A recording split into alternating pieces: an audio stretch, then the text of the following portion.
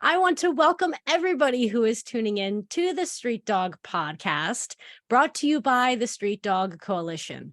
We're an international nonprofit caring for lives on both ends of the leash, and we provide free medical care and related services to pets of people experiencing or at risk of homelessness. I am your host, Daria Tavana, and I'm also the Director of Development at the Street Dog Coalition. So if you're joining us live, go ahead, drop an emoji in the comments, say hi, let us know where you're tuning in from. We love hearing from you in real time. And if you're tuning in on Spotify, Apple Podcasts, or YouTube, please make sure you're following the Street Dog Coalition on Facebook so you can also tune in live with us during our next episode. That's going to allow you to engage with us in real time, which we love to do, especially on days like today when we have an incredible special guest with us. So on today's episode, I have Representative Jason Crow with me as a lawyer, veteran, and politician serving as the United States Representative for Colorado's 6th Congressional District since 2019. Representative Crow played a pivotal role in recently introducing the PUPP Act to Congress last month. And for those of you who don't know, the PUPP Act stands for the Providing for Unhoused People with Pets Act, which assists supportive housing and shelters in providing the proper accommodations and veterinary services so families, veterans, and unhoused individuals with pets don't have to make the impossible choice between shelter and their pet. So welcome to the podcast, Representative Crow. I'm so glad you're here. Good to be with you, Daria. I'm excited for the conversation today. Oh yeah. I'm super excited. So let's just dive right on into this. Why don't you tell us a bit about the PUPP Act and its impact on pets of people experiencing homelessness? What problem does this act aim to solve? Yeah, absolutely. Well, first of all, I have to talk about the origin of this bill.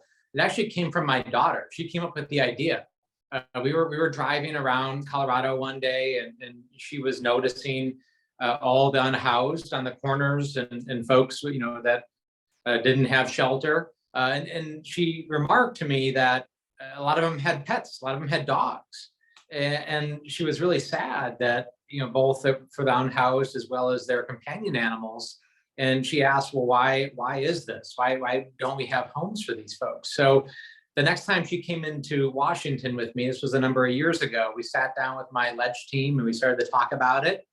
And the team did the research and we found out that there was this huge gap in services because folks that have companion animals, people that have pets that are unhoused, a lot of them can't actually access shelters. They can't go to a shelter because these shelters do not allow animals. Because the shelters don't comply with health guidelines. They don't have separate kennels for the animals. They don't have veterinarian services. So they just restrict access to the shelter or the transitional housing facility if you have a pet. And that just seemed so wrong to us, a huge gap in providing services and getting folks off the street. And we sum this bill up as people should never be in a position of having to choose between their companion, their best friend, and a roof over their heads. It's just an untenable situation. So we created the PUPP Act and we have bipartisan support for it. And we're just trying to get as much support in Congress as we can. Yeah, that's fantastic. And I hope that this podcast episode helps us also get the word out about it even more. And wow, to have bipartisan support on anything is pretty fantastic. And it's actually true. Right? Yeah. I love that. I love that. It's increasingly rare, but this is still one area, I guess. That's beautiful. That's beautiful. I think that's a testament to how critical this act is, and how impactful that this act being enacted can be. And I'm curious to know, how do you envision the PUPP Act positively impacting the emotional well-being of individuals experiencing homelessness by allowing them to keep their companion animals by their side? Well, I don't think I need to tell you or your audience the impact of pets or companion animals, right? They oftentimes are therapy animals for folks. They're somebody's best friend. I mean, we're talking about people who are at their most vulnerable, people who have had extreme trauma in many instances, and these animals are their best friend. They're part of their family. right? It's their source of comfort. It's their source of therapy and recovery. And they just cannot live without them in many cases. So, whether somebody's having substance abuse issues or recovering from, mental health trauma, whatever the case might be, these animals, these companion animals, are really essential to that. So if we want to talk about wraparound services, so there's a lot of people talk about wraparound services to addressing the unhoused crisis, which is absolutely essential, right? You can't address this crisis unless you do it in a comprehensive way. That has to do with housing, has to do with mental health, substance abuse treatment, that has to do with job placement, education, training. It all has to come together. And frankly, providing for pets and companion animals have to be a part of that conversation. Wow, I couldn't agree more. And of course, these issues don't exist in a silo. So these solutions, as you've just stated so eloquently, can't exist in a silo either, right? And I think that's a testament to the work that so many organizations like the Street Dog Coalition are doing. Really, we use these companion animals at our clinics as a way to kind of gain the trust of their owner, in hopes of maybe connecting that owner with additional services like mental health services, like free haircuts, access to warm foods, and to housing, of course, as well. And I'm curious to know what steps will be taken to ensure the availability. We're kind of getting into the weeds a little bit here, but the availability of the veterinary services, such as spaying and neutering, vaccinations, basic medical procedures. How are we going to ensure that what we've outlined in the PUPP Act, if it is approved, actually happens? Well, the Act requires it, right? It outlines requirements that grantees in this instance would have to comply with, right? So the PUPP Act is filling a huge gap, number one, because a lot of these transitional facilities, these homeless shelters, they are just eking by in many cases. I don't need to tell you and your audience that they're very pressed for money. A lot of them are barely keeping their doors open in many instances. So the idea that they, would have to find additional funding and resources on their own to add kennels, to add spaying neutering services, to provide veterinarian services, to have outreach to other organizations. That's because we really take a intergovernmental approach where you try to bring together all the services within the community that touch on this issue.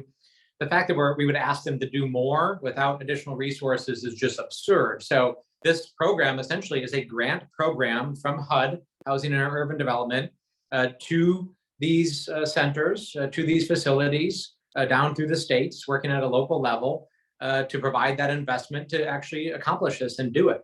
And so I think the impact would be far larger than just retrofitting a facility, just providing veterinarian services, because it really does imagine that greater community collaboration piece.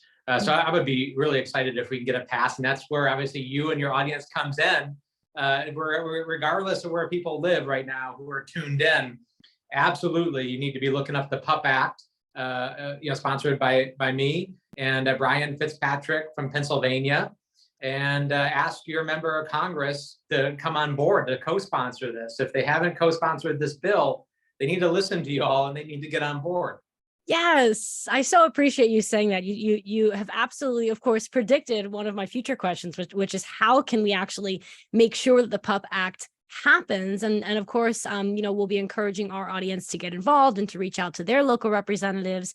And I'm curious to know, what are the expected outcomes here? So it sounds like you guys have thought of everything. It sounds like you are, you're thinking about everything from the beginning to the end. And it's not just retrofitting these buildings. It's about creating systemic change. So I'm curious to know, what are the expected outcomes or goals of the PUPP Act, and how do you plan to kind of measure its success in supporting families, veterans, and unhoused individuals with pets? Well, first of all, I mean, from a very broad perspective, the principle at play here is that every person and every life matters, that everybody should be treated with dignity and respect, regardless of your station in life, what curveballs have been thrown your way, and that animals are deserving of that too. that they're a part of our family. They're a part of who we are as a society, who we are as people in so many ways, and that you can't separate the two. You have to treat animals with dignity and respect and humane treatment, just like people, and vice versa. So that's the principle here. The outcome is to provide a path for folks to get off the street, to get back on their feet, whether that's 2 feet or 4, as the case might be, and to get on a more sustainable path. And by the way, not only is that morally the right thing to do, to treat people with dignity and respect, and animals with dignity and respect, but it's actually good for our communities, and it costs taxpayers a lot less. We just know. We absolutely know that the data is so strong that when we cut corners on basic services and cut corners on helping people get a hand up from a hard time, it costs us so much more, whether that's on ER visits, whether that's on substance abuse, crisis response, whether that's law enforcement. It's so much more expensive when we ignore people and we don't treat them well than it is when we make a really modest, very smart investments on the front end. And so it's good for the taxpayers, it's good for our society, it's good for animals, it's good for people. There's just so many reasons why this is a great effort.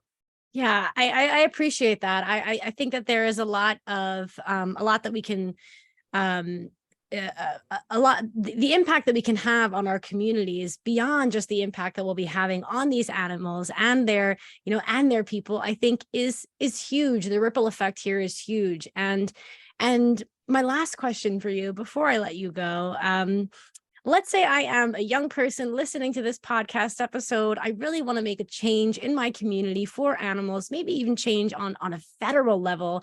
How can someone who is interested in maybe getting involved in the government, maybe reaching out to their local representatives, maybe even running for local office, how can they maybe take the first steps to getting into this kind of, I guess, career, while also making a change for animals using legal work and legislation? Yeah. Well, first of all, it does actually matter when people reach out to their representatives. Sometimes people don't think it matters. It does. I get emails and phone calls and letters to my office, and my team reads those. They talk to me about it. I see who's writing me and on what issues. And when we get a big surge of letters or emails or calls on an issue, that we pay attention to that. And it's like, whoa, what's going on here? Clearly, this is something that's on the minds of the people that we represent. So, if this is an issue that's important to you, the number of co-sponsors on a bill is a huge determining factor of what bills move forward, what bills get voted on, and what bills get passed in Congress. So call your representative, let them know this is something that our community supports. Start a letter writing campaign. Get all your friends to call their representative. Start a phone calling campaign. Reach out on your social media networks, everything. Say, there's this bill, our representative has not supported it, has not co-sponsored it. Get everybody to write or call him or her and get on board. And the more we can get on board, our chances drastically increase of getting a vote and getting this thing passed. Beautiful. I am feeling riled up. I'm feeling inspired, Representative Crow, and I have you to thank for that. And I think oftentimes, we forget that we can make an activity like this kind of fun, kind of social, invite a few people over, watch something fun on Netflix. And then after that, start writing those letters, start making those phone calls, and start having that impact that we know our communities can have if they invest in these solutions and if they make their voice heard. So I want to thank you so much, Representative Crow, for all that you are doing for animals and for people and for our communities. And of course, for taking the time to chat with us today on the Street Dog podcast. We couldn't be more thrilled to have you here and to host this conversation.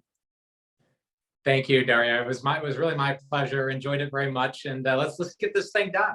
Absolutely. I hear you. Thank you again, Representative Crow, and I hope you enjoy the rest of your day. Thank you. You too.